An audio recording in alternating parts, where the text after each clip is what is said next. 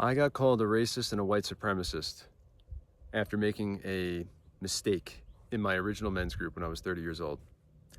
This story is going to be extremely personal, and it also might trigger a lot of you in one way or another. You might be in favor of me, you might be in favor of the other man, and that's okay. I'm not here to create a lot of incendiary reaction, and rather there is a relevant point that I'm making here about sharing my experience for a professional that is watching this, or a small business owner that's watching this, as to how a life experience like this can actually help me go ahead and create a multiple seven-figure business and show up more of myself than ever before, and actually have the courage to go ahead and take the leap and now be shifting careers.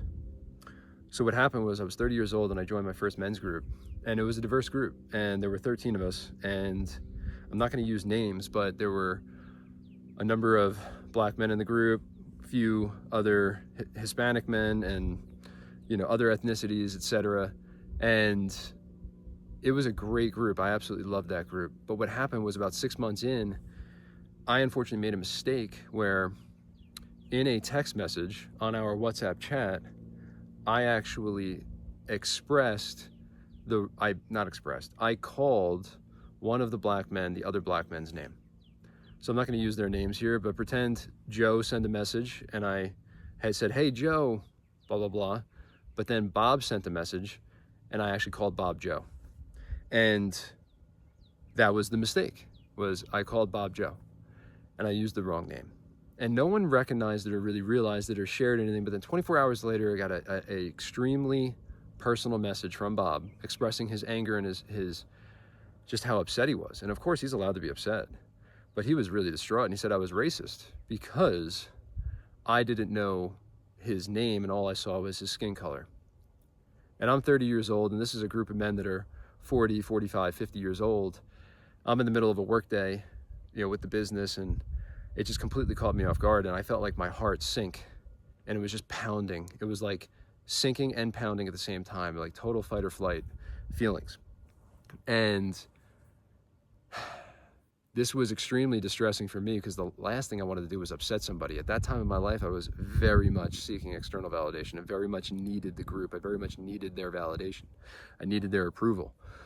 So for me to create this amount of disharmony in the group was like an attack on my character. It was like, oh my God, like how could I do this? What did I do, right? So I ended up in this situation where I've got one man extremely upset with me, calling me a racist publicly in front of 13 other men. So I responded, and I thought I responded well. And I shared, hey, I was responding to Joe's message and your message at the same time, and I was trying to be an enthusiastic member of this group, and I just made a mistake, and I'm sorry about that. And of course I know your real name, I know who you are. And that was not received well. It was actually received very negatively, and I actually then got a second longer message that said that I was actually a white supremacist. And that was extremely disconcerting, because I know that I'm not. I grew up very cultured, and I didn't know, or I grew up very isolated in a very white town, so I didn't know a lot of protocols around how to handle myself in a situation like this. So I just decided to stop talking, and I froze. And I was looking to my leaders to give me support and help and guidance, and unfortunately they were not too interested in giving me any support or guidance at all. And it actually turned out that everyone just favored Bob. That what Bob said was like going to church, and he needed to be taken care of because he was the one that was wronged. Yet I was left to feel like that there was something wrong with me, and that no one was allowed to approach me or talk to me because I made such a horrible offense. Now, I'm younger at the time, and I'm thinking, well, I just called the guy the wrong name. Like there was no malicious intent. And I was explained that it doesn't matter what your intent is. The damage was done, and I had to live with it. I had to sit in the discomfort of the mistake that I made. That's what I was told by my leader 24 hours after this all happened, and no one had contacted me the first 24 hours, and I was so upset. And the reason I'm sharing this for you is I was then given a set of instructions as to how to repair with the group. I had to do DEI training at my own dime. It cost me a few $1,000s for a couple of months.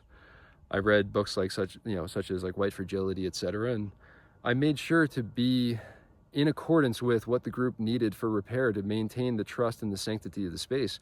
And I felt it was a sacred space, so I was willing and happy to do it. Yet at the same time, there was something inside me that felt like I was burying myself, like I wasn't actually showing up and saying what I wanted to say. And instead, I was doing what I was being asked because I wanted to be the good boy, because I wanted to make things feel better. I wanted things to go back to feeling right.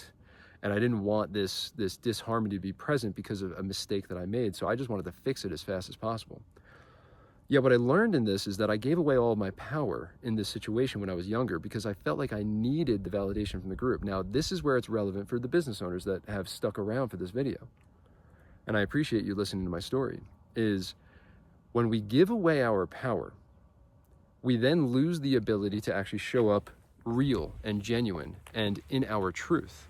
So I ended up in a situation where I was no longer being genuine, and it broke my trust with myself. And this gnawing energy was present until I rectified it, and I had to come clean eventually. Now, it was easier for me to come clean when actually Bob left the group because he just couldn't get over my mistake.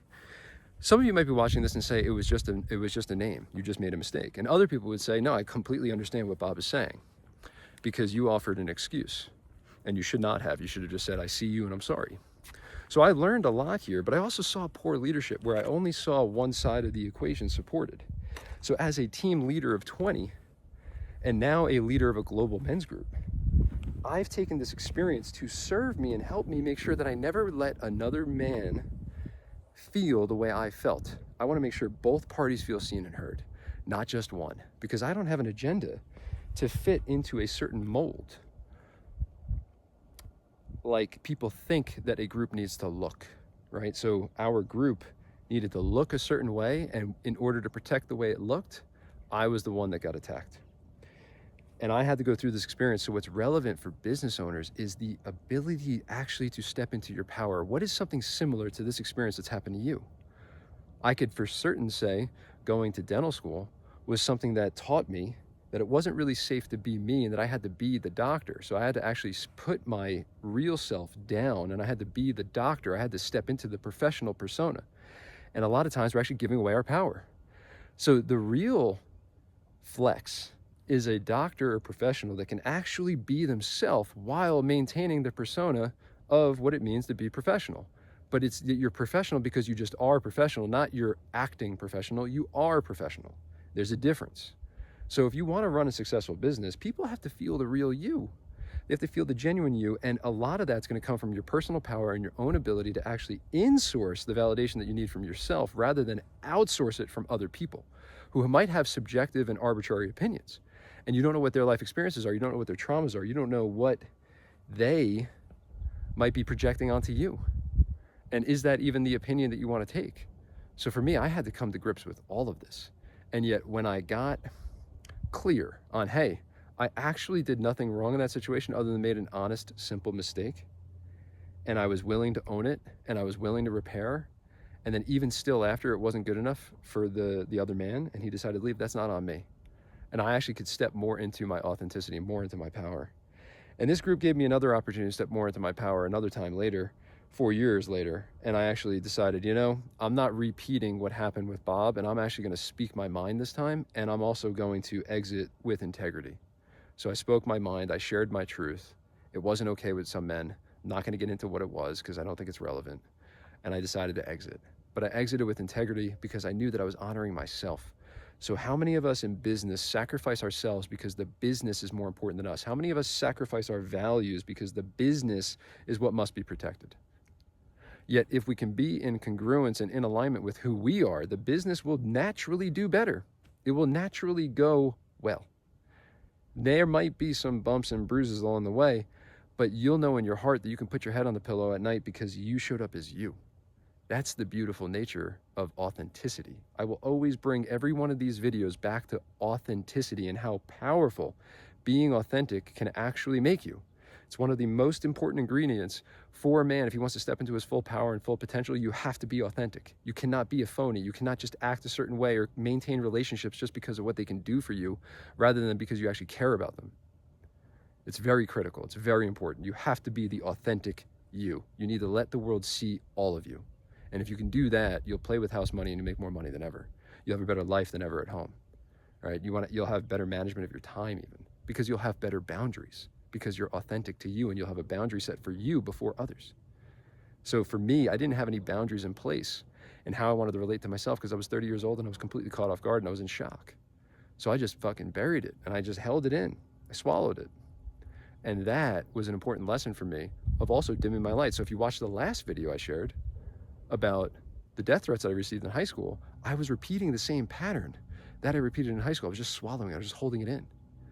Yet this time, I finally realized this. When I finally cracked the code was, I'm no longer going to show up like this. And fortunately, it's been a couple of years since I've gotten bullied like that. And I'm very happy to say that I know that I would show up differently going forward, because I've got the security I need right here within me. That is authenticity, and that's also freedom. So if you want to be free of the burnout your business is creating, you have to step into you more than ever. You are your best ROI. You are the #1 KPI. That's what I want all of you to understand. So thanks for watching. Hit the subscribe button, and I'm looking forward to seeing you in the next video.